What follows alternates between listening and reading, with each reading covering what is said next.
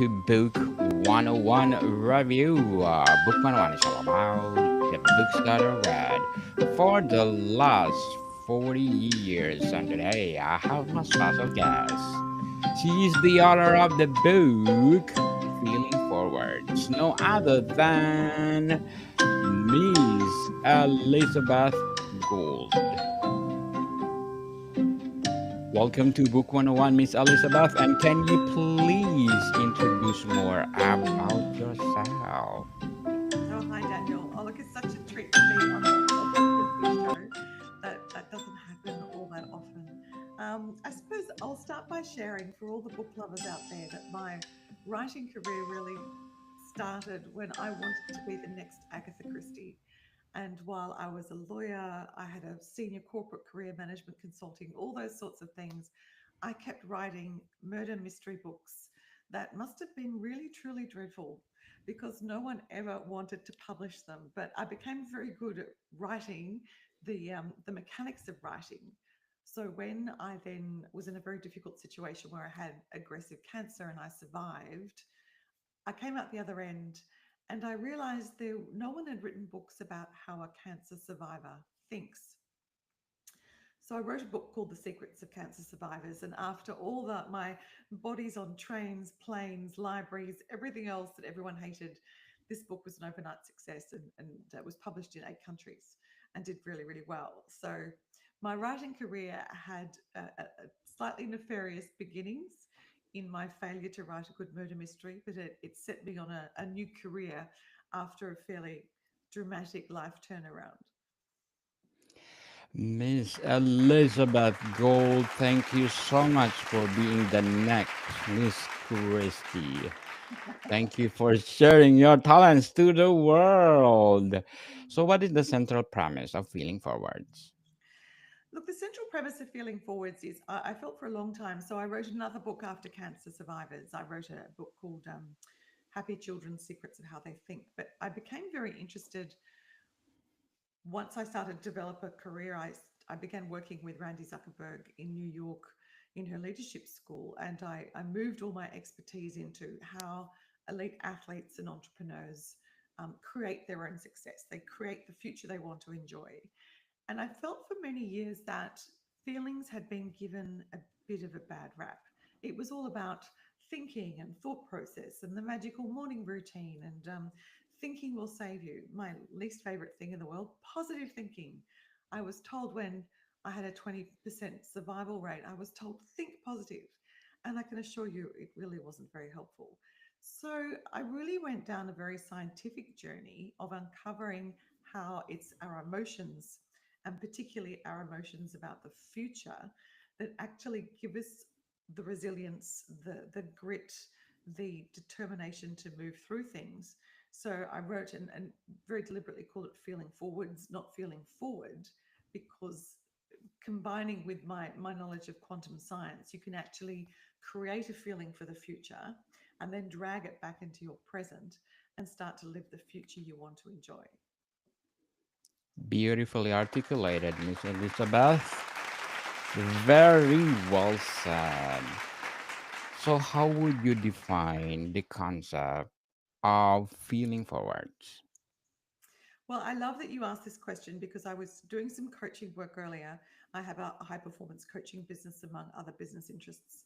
And I came across a book review, actually, of my book, which is a couple of years old now.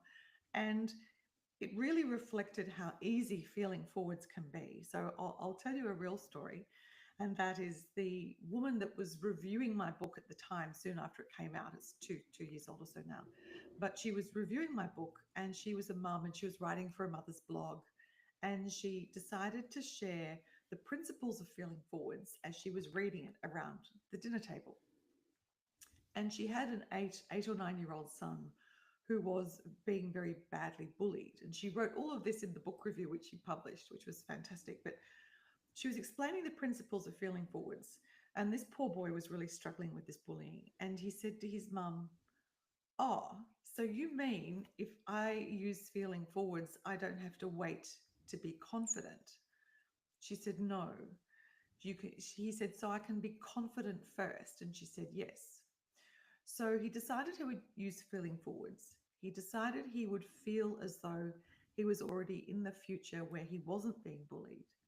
So he would, and there's exercises in the book that anyone can access, obviously, if an 8 or 9 year old child can master it.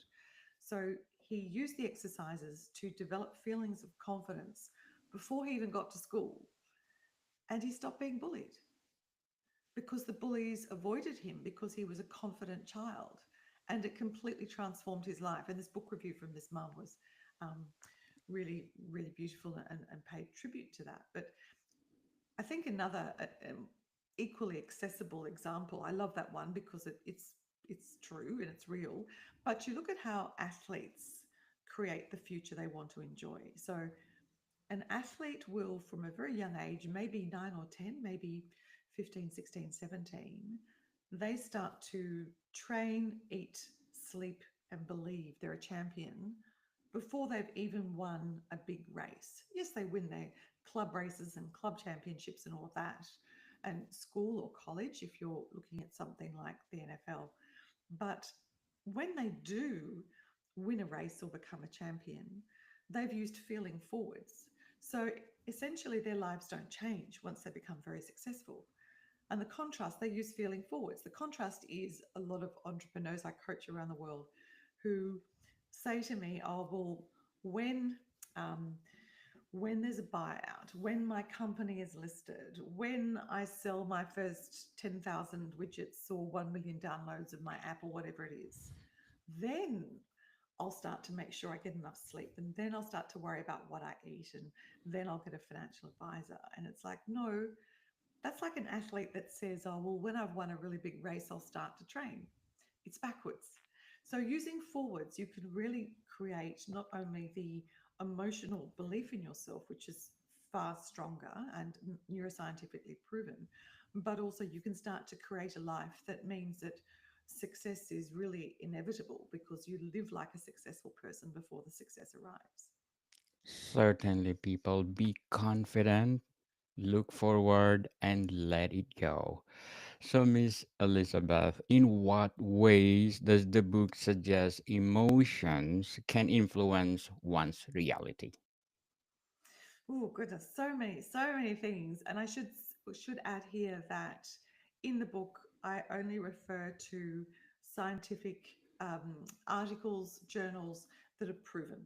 So you can look at the back of the book, and there are 8 pages of scientific experiments and journals you can look up and check. So this is not a book about wishing and hoping and thinking happy thoughts and hoping it is all going to turn out. It doesn't work like that. So I think one of the examples would be understanding that you can actually choose your emotions. So there's a lot of when I wrote the book, there's a lot of research saying, well, an emotion follows a thought. So I have a thought and then there's emotion attached to it.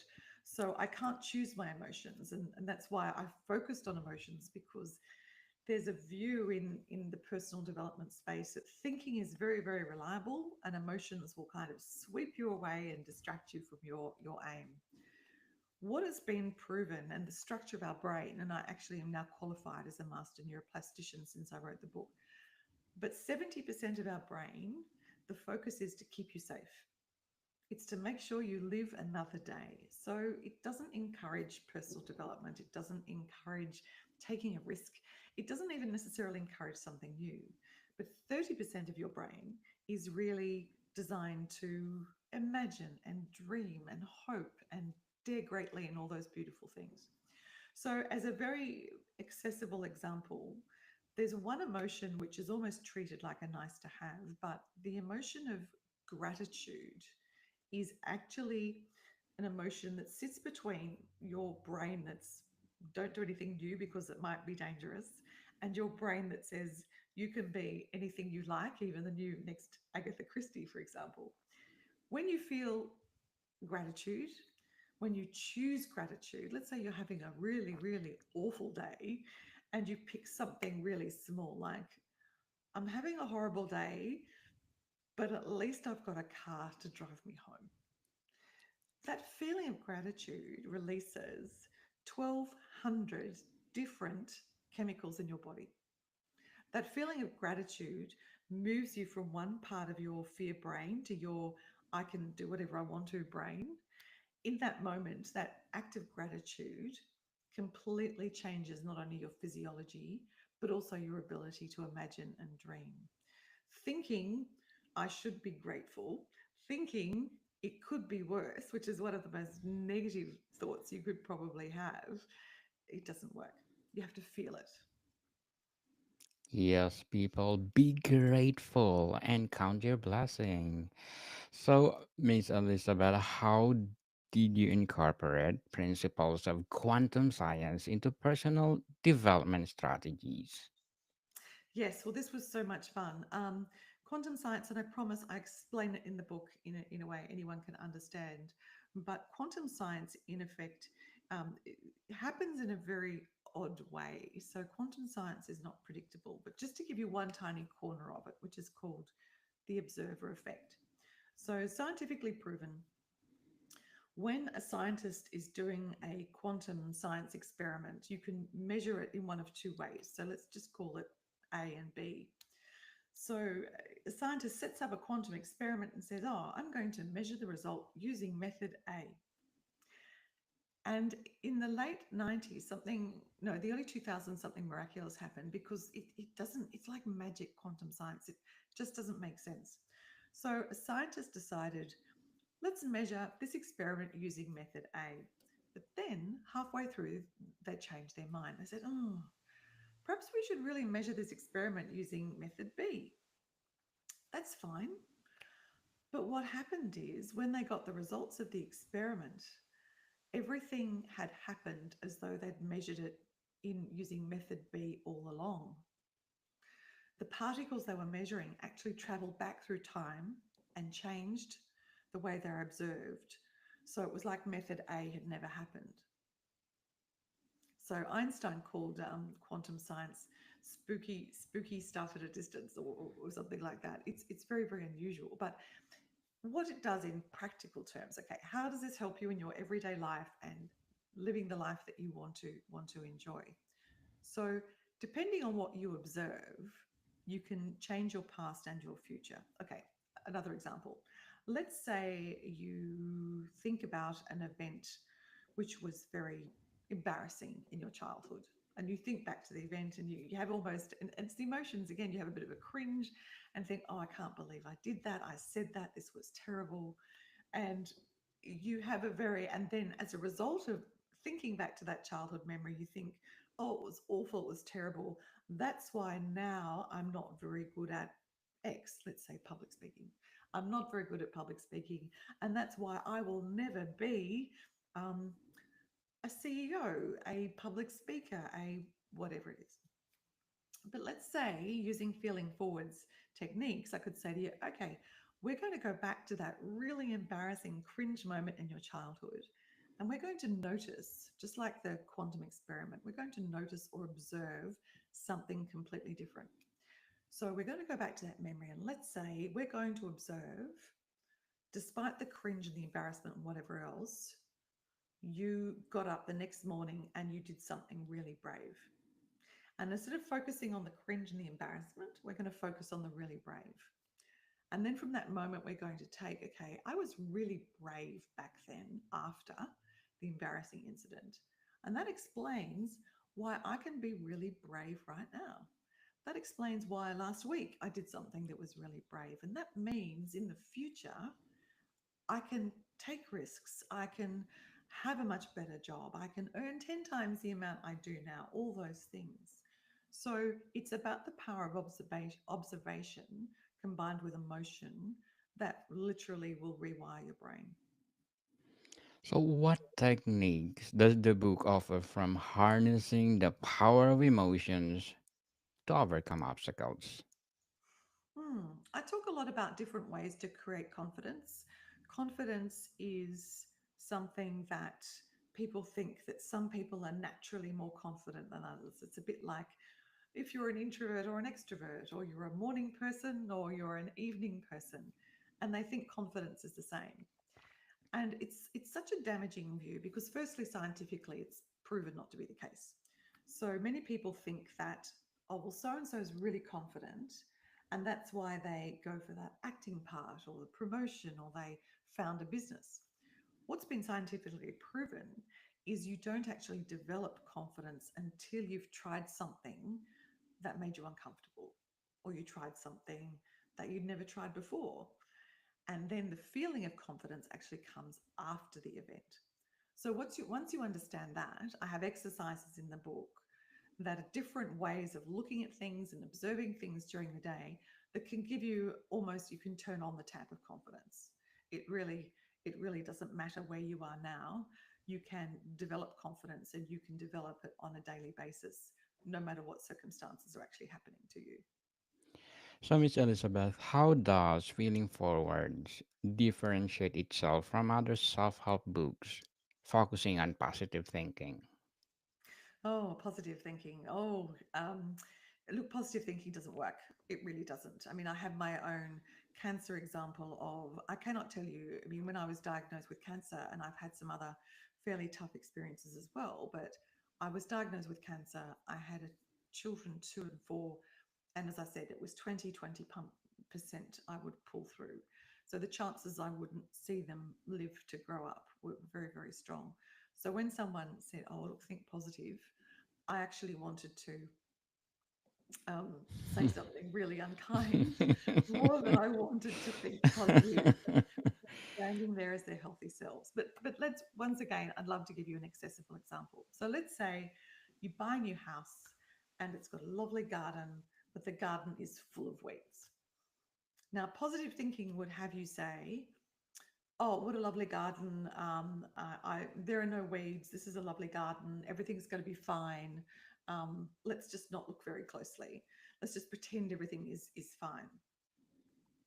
Feeling forwards, or which is a much more realistic, scientifically based way of looking at everything, would look at the garden and say, "Yeah, there are a whole stack of weeds I need to deal with, but once those weeds have gone, I can see what a magnificent garden this is going to be. And I can see a vegetable patch over there. And I can see some beautiful rose bushes here. And I can feel, using feeling forwards, I can feel how amazing it's going to be, because in 3 months' time, whatever, I'm going to be lying on a deck chair over there with a really lovely cool drink. And this is going to be amazing.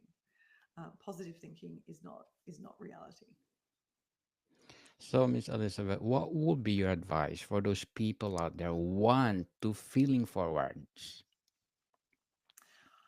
I think it's getting in touch with emotions maybe that you've been told you should suppress. You should have a plan. You should think positive. You should be very linear, almost quite rigid in how you approach things. I mean, just let's take the morning routine as an example. I had a lovely client I worked with who was not sporty. The morning routine of a very successful entrepreneur, for example, is held up as you get to the gym at 4 o'clock. You do your workout with your personal trainer. You do your protein smoothie or your green juice or whatever, and you've done 5,000 emails before 9 o'clock. And honestly, it sounds exhausting. The myth of the morning routine is it actually doesn't matter what it is you do, it's the fact that you do it. So I had a lovely client who wasn't sporty, didn't particularly like getting up early, but felt concerned they didn't have the structure of a morning routine. And I said, "Look, Peter, if you want to set your alarm at 6 o'clock in the morning, make yourself a coffee and read your favorite author until 6:45, that's great. The morning routine, the power of it is in the consistency. If you want to do that, because then you'll have feelings of, you'll be proud of yourself, you followed through. You'll feel great because you've nurtured your soul, because that's what's really, really important to you.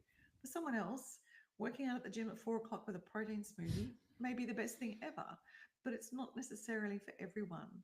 It's being able to harness the emotion of pride, self esteem, confidence, and hope that is going to take you far further than thinking positive in a to do list. So, Miss Elizabeth, what will be your short term and long term goals as to be the next Miss Agatha Christie? Well, I think Miss Agatha Christie boat has well and truly sailed, Daniel. I really do. I mean, maybe one day I might come across. I still have all these boxes of manuscripts. Every time I move, I have books Mm-hmm. I can't even remember writing. So, I mean, really, my goal as an author of Feeling Forwards, and I'm very proud and grateful that my mentor Tony Robbins has endorsed the book and supports it. My hope and my wish for this philosophy, I'm completing my doctorate at the moment, so there'll be a new book out next year, is that people understand that they can actually choose positive emotion. There are ways to make sure that they can feel hope and confidence no matter what circumstances are happening, and they can create the future they want to enjoy. You never have to be the victim of circumstances. I have been in some horrendous circumstances, as anyone will read my book will discover, but I have still been able to create the future I wanted. Good luck to your goal, Miss Elizabeth, and thank you for your advice. So, how does the book blend scientific concepts with practical advice for personal growth? Mm. Well, I've really combined real life stories with also, I mean, a lot of the scientific research in this area is really pretty much like the stories as well, because you've always got groups of people. And super quickly, I'll share an example which is quite spectacular. But there were two groups of people that were, one was told to make believe. And there's a lot of make believe and imagination and feeling forwards. So one group was told to dress up as a pilot, and then they were taken into a flight simulator and they were told, be a pilot, touch the instruments, pretend you're a pilot. It sounds like so much fun. So that was one group. Then the other group were in the normal clothes and they were said, look, just wander into this flight simulator and you can poke a few switches or whatever. It doesn't really matter. But the actual test was while both groups separately were in the flight simulator, some planes flew past and they had to read out the numbers on the planes because every plane, has like a serial number. But what they found was so before this experiment even started, everyone had their eyesight tested. Now, the group that dressed up as a pilot and were told to be the pilot and feel like the pilot, their eyesight improved instantly in that experiment. This occurred within an hour or so. Whereas the group that were told just to hang out in the flight simulator, their eyesight didn't change. And the results were so different. The pilot group had improved so much in comparison, they had a bit of a panic attack. They thought, oh, so they went back, and this is a great example of positive thinking not working. They went back to the casual group that were just told to hang out and said, oh, you can do it, you can read the numbers on these planes and you can get in there and just try harder to see better, because they couldn't give the game away. And the group went back in and they actually had another go, and still the people who believed they were pilots and felt like they were pilots, they got better eyesight because pilots have to have 20/20 vision, right? Yes. So that's the way I kind of blend real life stories and examples. So it's a very accessible, powerful book because that's the kind of story, don't forget. A powerful book.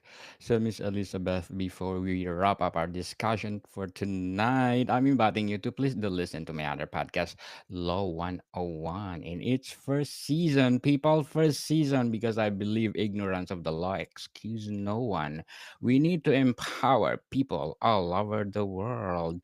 So, Miss Elizabeth, would you like to be part on Law 101? Oh, of course, it'll be huge fun. Thank you so much. Let's talk about law and let's empower people all over the world.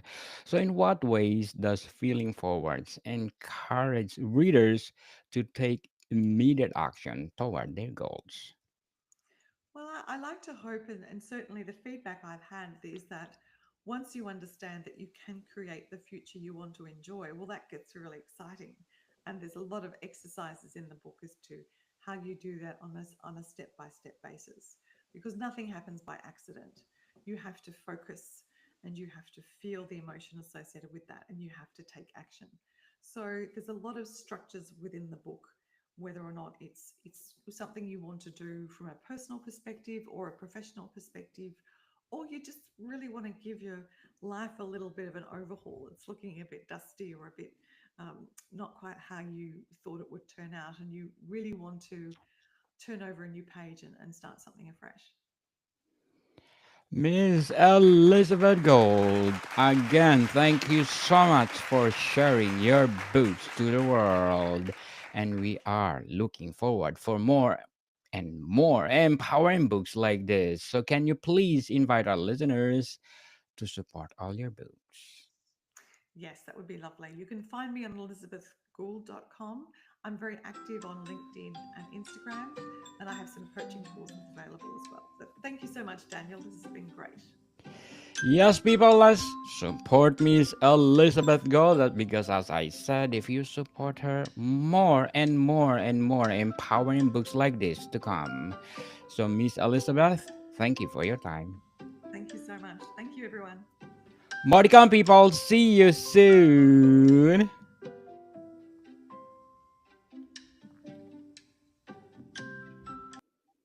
So, Miss Elizabeth, I'm looking forward for our episode on Low 101.